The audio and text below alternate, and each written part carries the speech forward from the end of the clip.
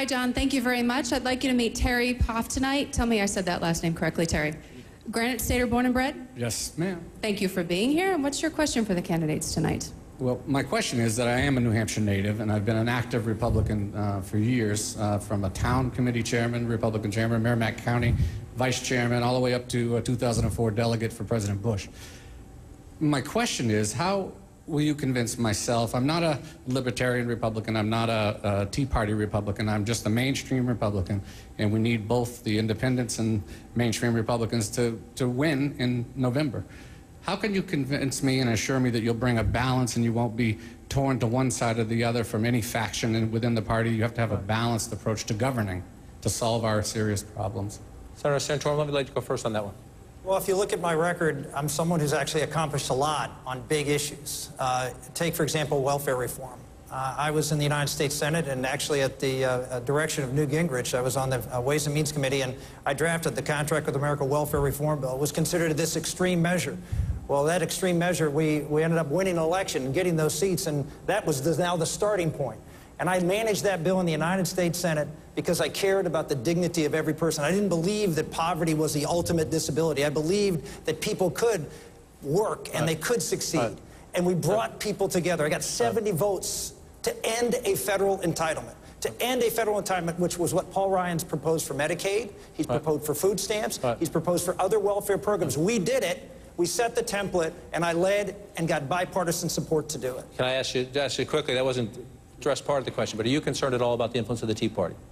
Not at all. I think the Tea Party is a great, great backstop for America.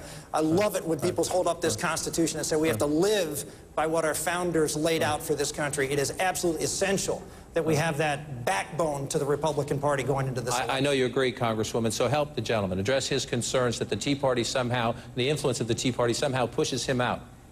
Terry, what I've seen in the Tea Party, I'm the chairman of the Tea Party caucus in the House of Representatives, and what I've seen is, unlike how the media has tried to wrongly and grossly portray the Tea Party is really made up of disaffected Democrats, independents, people who've never been political a day in their life, people who are libertarians, Republicans. It's a wide swath of America coming together. I think that's why the left fears it so much, because they're people who simply want to take the country back. They want the country to work again. And I think there's no question, Terry, this election will be about economics.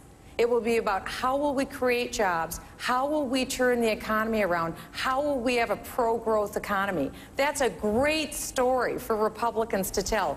President Obama can't tell that story. His report card right now has a big failing grade on it, but Republicans have an awesome story to tell. We need every one of us in a three-legged stool. We need the peace through strength Republicans, we need the fiscal conservatives, we need the social conservatives. We need everybody to come together because we're going to win. Just make no mistake about it. I want to announce tonight, President Obama is a one-term president.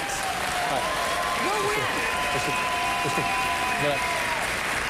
I'm being polite so far, but I want to remind everybody about the time. Mr. Kane is somebody who has no elective experience. Yes. This gentleman's question. If you were to become the nominee of this party, yes, and you associate yourself with the Tea Party, politics is about math. It's about coalition building. And a candidate who loses a mainstream Republican, as he describes himself, might not win this state in November, might not win a big state like Senator Santorum's Pennsylvania in November. Address the concern of the gentleman who seems to think that at least some people in the Tea Party, maybe in their dissatisfaction, their anger at the president, are too negative, too critical.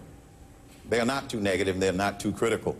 As a businessman, one of the first things that you do, which has allowed me to be successful throughout my career, is make sure you're working on the right problem. If we make sure we're working on the right problem, I will surround myself with the right people, and then we will put together the right plans that I'm going to take it to the people. I will be a president to do what's right, not what's politically right. And so if the other party disagrees, but the American people embrace those common sense solutions, that's how we get things done. So those experiences in the business world, managing large organizations with a very diverse constituency of the same skills that can help get the people involved and not exclude the people like this administration has done. All right, I want to remind the candidates know this. I remind people in the audience, CNN is hosting a Tea Party debate September 12th to watch how this plays out. The Tea Party was vocal in 2010. We'll see how much the influence is in 2012. Well, let's continue our conversation here with the voters of New Hampshire. Gene Mackin of WMUR is in Hancock with a voter and a question. Gene? Thanks very much, John, and welcome to the Hancock Inn. I'm standing here with Mike Patinsky. He is a small business owner from Harrisville, New Hampshire. And Mike, what question do you have tonight? Well, for the candidates, I'd like to know how they plan on returning manufacturing jobs to the United States. Congressman Paul, why don't you start with that one? Pretty important, because everything we've done in the last 20 or 30 years, we've exported our jobs. And when you have a reserve currency of the world and you abuse it, you export money. That becomes the main export, so it goes with the money. You have to invite capital. The way you get capital into a country, you have to have a strong currency, not a weak currency.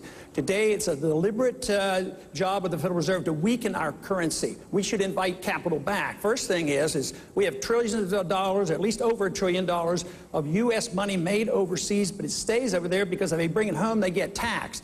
If you want to, we need to get the Fed to quit printing the money, and if you want capital, you have to entice those individuals to repatriate their money and take the taxes off us, set up a financial system, deregulate and de-tax, to invite people to go back to work again. But as long as we run a program of deliberately weakening our currency, our jobs will go overseas, and that is what's happened for a good many years, especially in the last decade. Governor Pawlenty, does the congressman have it right? Well, there's a number of things we need to do to restore manufacturing in this country, and I grew up in a meatpacking town. I grew up in a manufacturing town. I was in a union for 6 or 7 years. I understand what it's like to see the blue-collar communities and the struggles that they've had when manufacturing leaves. So I've seen that firsthand. But number one, we got to have fair trade. And what's going on right now is not fair. I'm for a fair and open trade, but I'm not for being stupid, and I'm not for being a chump. And we have individuals and organizations and countries around this world who are not following the rules when it comes to fair trade. We need a stronger president and somebody who's going to take on those issues. Number two, we need to make the costs and burdens of manufacturing in this country lower. We're asking them to climb the mountain with a big backsack full of rocks on their back, and we have to take the rocks out. One of them is Obamacare. I met somebody in Arizona the other day who's moving his whole company out of the country just because of Obamacare. The taxes are too high, the regulations are too heavy, the permitting is too slow, and the message everywhere around this country from business leaders, large and small, including manufacturing, is get the government off my back. As president, I will. How about to help workers, Congressman, get ready for the new jobs in manufacturing? Should the United States government, the federal government, be, say, helping community colleges with their vocational training programs and things like that? Well, the United States federal government and the states have done numerous job training programs over the year with mixed results. This is what we need to do to turn job creation around and bring manufacturing back to the United States. What we need to do is today, the United States has the second highest corporate tax rate in the world. I'm a former federal tax lawyer. I've seen the devastation. We've got to bring that tax rate down substantially so that we're among the lowest in the industrialized world. Here's the other thing. Every time the liberals get into office, they pass an omnibus bill of big spending projects. What we need to do is pass the mother of all repeal bills, but it's the repeal bill that will get of job-killing regulations. And I would begin with the EPA. Because there is no other agency like the EPA. It should really be renamed the Job-Killing Organization of America. Okay, I'll get you in 1 second. I just want to show people. We're asking people who are watching at home also to tell us on Facebook and Twitter what concerns them. If you watch up here and take a look, just look what's happened. 3 most important issues this election season, regardless of party: jobs, the jobless, and whether you want a job. Senator Santorum, your state, Pennsylvania, a big industrial state that has struggled in recent years. I always am from Pennsylvania. We still make things there, and I represented the Steel Valley of Pittsburgh when I was in the Congress. And what I learned from growing up in Butler, Pennsylvania, Seal Town, is that the broad middle of America was a broad middle of America when we had lots of manufacturing here. Because that's how the wealth from those who create the jobs get down, and we've been outsourcing those jobs. So what we need to do is, a lot of what was said here, I would add one other thing that I'm specifically proposing. We need to cut the capital gains tax in half, which others proposed, but for manufacturers, we need to give a 5-year window where we cut it to 0. We want to encourage people to set up jobs here in America. Take that R&D credit, make it permanent, take that innovation, and then invest that money here to create that broad middle of America and have that wealth really trickle down. Let's stay on jobs and the economy. We'll get to everybody. I just want to bring Josh McKelvey from WMUR down here on the floor. He has a question related to this. Thank you, John. Good evening, candidates. Governor Pawlenty, the possibility exists that New Hampshire could soon become the 23rd state to pass right-to-work legislation. Unions don't like it because they feel that making membership voluntary would weaken organized labor. You know, you've seen the protests in your home state of Minnesota. My question is, where do you fall on right-to-work, and would you support a federal right-to-work law? We live in the United States of America, and people shouldn't be forced to belong or be a member in any organization, and the government has no business telling people what group you have to be a member of or not. I support strongly right-to-work legislation. I got one more thing, John. Like I said, for much of his life, my dad was a Teamster truck driver. My brothers and sisters, many of them are in unions. I was in a union. We grew up in a blue-collar town. I understand these issues. My family were Reagan Democrats. Now, most of them listen to Rush Limbaugh, actually. But the point is, I understand these issues. But we don't have a government tell us what organizations or associations we should be in. We tell the government what to do. Mr. Speaker, I assume you agree, and as you come into the conversation, one of the criticisms, you tell me whether it's fair or not, one of the criticisms has been, as you watch some of these governors deal with this issue across the country, that some people say there's a tone about it, that they seem to be trying to demonize public employees or union workers. Well, that's a totally different question. The question that was asked was right to work.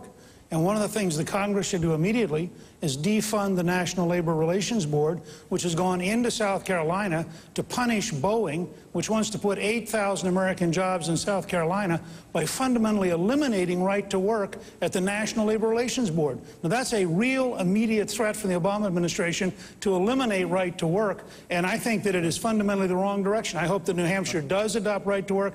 I'd frankly keep it at the state level, because as each new state becomes right to work, they send the signal to the remaining states, don't be stupid. Why would you want to be California's unemployment level when you could be Texas's employment level or North Dakota's?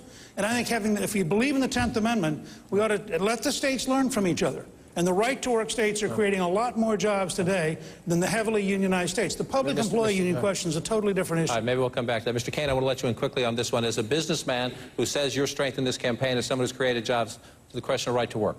Yes, I do believe that the states should have the right. I believe in right to work, and I hope that New Hampshire is able to get it passed. And I agree with the Speaker and the others who believe that if the federal government continues to do the kinds of things that this administration is trying to do through the back door, through the National Labor Relations Board, that's killing our free market system, and the free market system is what made this economy great, and we have to keep the free market system strong. All right, a lot more ground to cover with our candidates tonight. We're about to take our first break of the evening. We will have several, a lot more ground to cover, a lot more domestic policy, a lot of foreign policy. We want to see who you might want as your next commander-in-chief, should you choose to make President Obama a one-term president. One of the other things we want to do, though, is to learn a little bit more about these candidates and their personality. So I'm going to borrow something from my sports fan experience. Every time we go to break or come back from break, I'm going to ask the candidates, one at a time, a question I'll call this or that. I give them a choice. These are not serious political issues. It's just to show a little bit of the personal side of our candidates. Senator Santorum, I want to start with you. Thank you.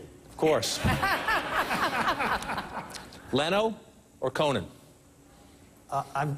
Neither, probably Leno, but I don't watch either. Sorry. All right, excellent. That's all right. That's the answer. The answer is the answer. And for those of you watching at home, remember, the Facebook, Twitter, send us your questions, send us your analysis. A little bit later, we'll also give you a chance for some exclusive content. Get your smartphone ready. I'll explain that a little bit ahead. We'll be right back at St. Anselm College in just a moment.